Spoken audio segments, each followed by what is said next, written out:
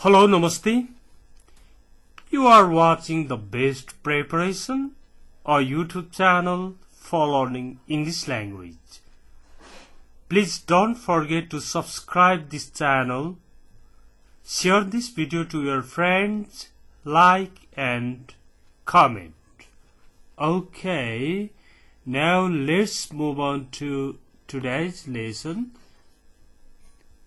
आजको यस लेसनमा डेली भोक्याबुलरी भोक्याब्स को स्टडी गर्दैछौं।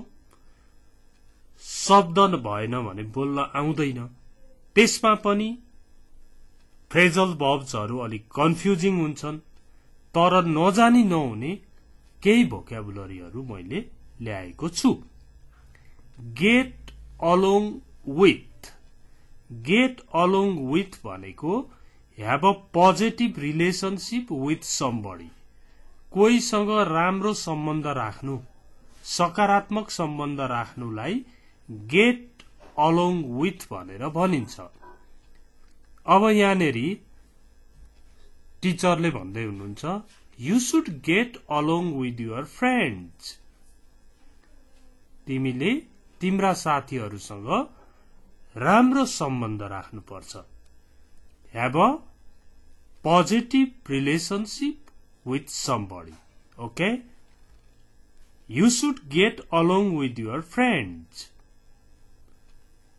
तिमीले तिम्रो साथीहरुसँग राम्रो सम्बन्ध बनाउनु पर्छ, राम्रो सम्बन्ध राख्नु पर्छ, सकारात्मक सम्बन्ध राख्नु पर्छ।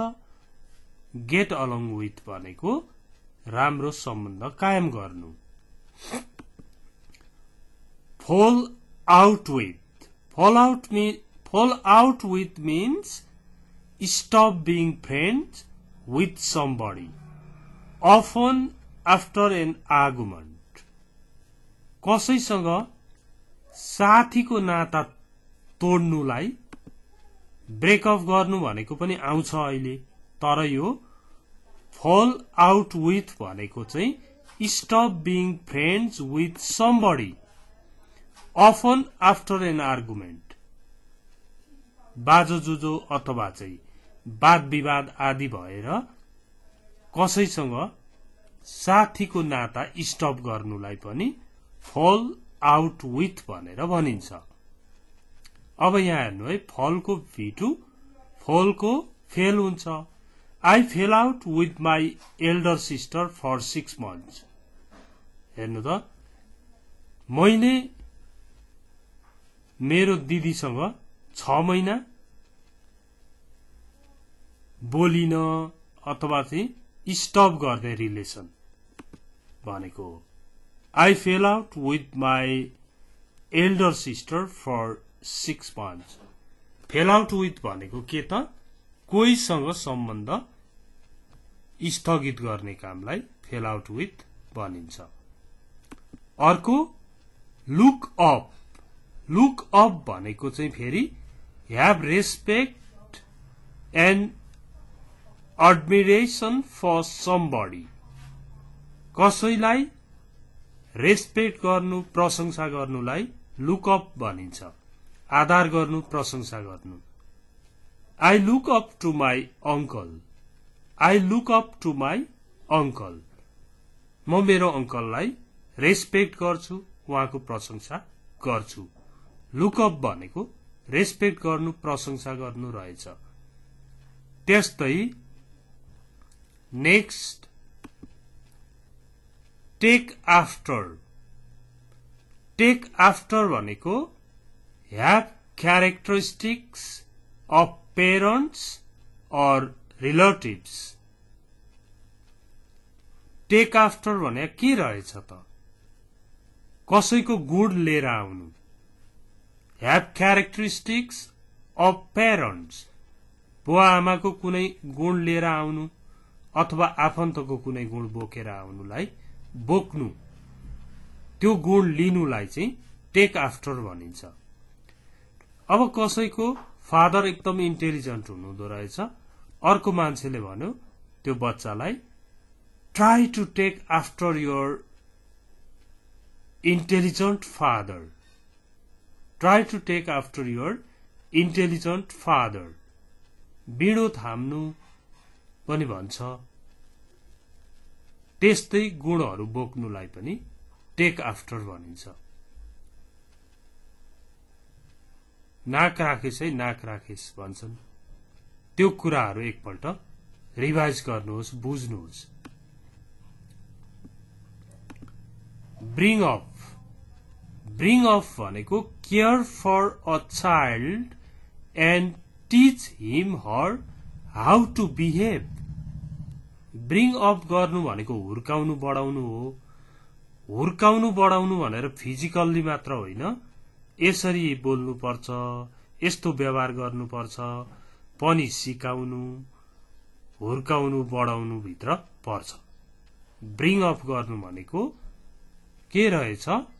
Care for a child and teach him her how to behave, कसरी व्यवहार गर्ने, सबै कुरा सिकाउँदै हुर्काउने बढाउने कामलाई नै ब्रिङ अप गर्नु भनेर भनिन्छ।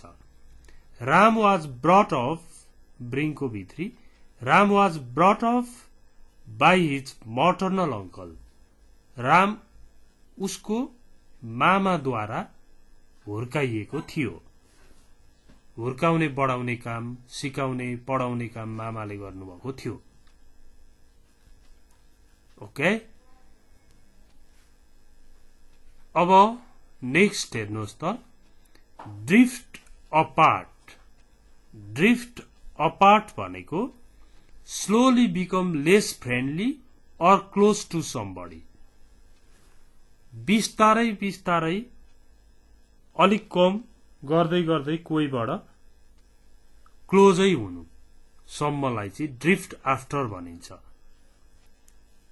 जस्तो मानौ न, कलेज पढ्दा तपाईका साथीहरू हुन्छन्, फेरि ती साथी अथवा फ्याक्ट्रीमा काम गर्दा जहाँ पनि हुन्छन् कम्पनीमा, अनि तिनीहरूबाट त्यो फ्याक्ट्री छोड्ने बित्तिकै अथवा कलेज सिद्धिने बित्तिकै 2-4 दिन अलिक फोन सोन भइरहन्छ, फेरि अलिक कम गर्दै त्यसरी चाहिँ फ्रेन्डशिप छुट्नुलाई चाहिँ ड्रिफ्ट आफ्टर भनिन्छ, सरी ड्रिफ्ट अपार्ट भनिन्छ।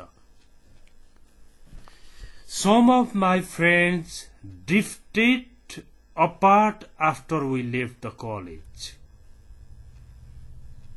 हामीले कलेज छोडे पछाडि मेरा केही साथीहरू ड्रिफ्टेड अपार्ट भए भनेको क्रमशः गर्दै उनीहरू फ्रेन्डशिपबाटै हराए, कन्ट्याक्टै हराए। ड्रिफ्ट अपार्ट भनेको चाहिँ slowly become less friendly or close to somebody. Okay, drift apart भनेर भनिन्छ।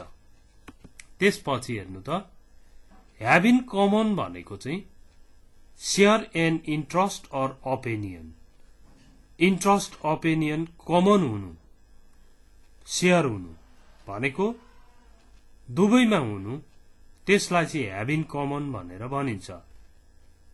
अब जस्तो तपाईले जे मन पराउनुहुन्छ अरूले पनि त्यही मन पराउँछ, तपाईले जे सोच्नुहुन्छ अरूले त्यही सोच्छ भने I and Hari have lots of things in common.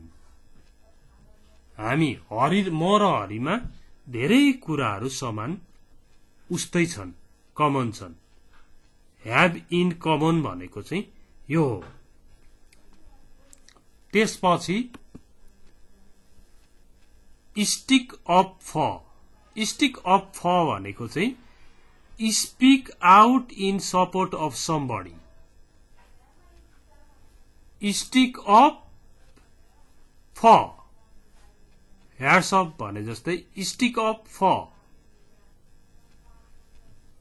Stick up for भनेको कसैको पक्षमा बोल्नु। Please stick up for each other while traveling। यात्रा गर्दा, while being in abroad विदेशमा हुँदा, while working in a same company कम्पनीमा काम गर्दा स्टिक अप फर गर्नुपर्छ अरे। स्टिक अप फर भनेको पक्षमा बोल्दिने, सपोर्ट गर्ने कसैलाई please stick up for each other while travelling यात्रा गर्दाखेरि एक अर्काको पक्षमा बोल्नु भनेर भनेको स्टिक अप फर ओके यिनीहरू नयाँ नयाँ फ्रेजहरू लाग्न सक्छ तर प्र्याक्टिस गर्नुपर्छ बम्प इन्टु भनेको चाहिँ नि मिट समबडी अनएक्सपेक्टेडली नसोचिकन झ्याप्पै कोहीसँग भेट हुनलाई चाहिँ बम्प इन्टु भनिन्छ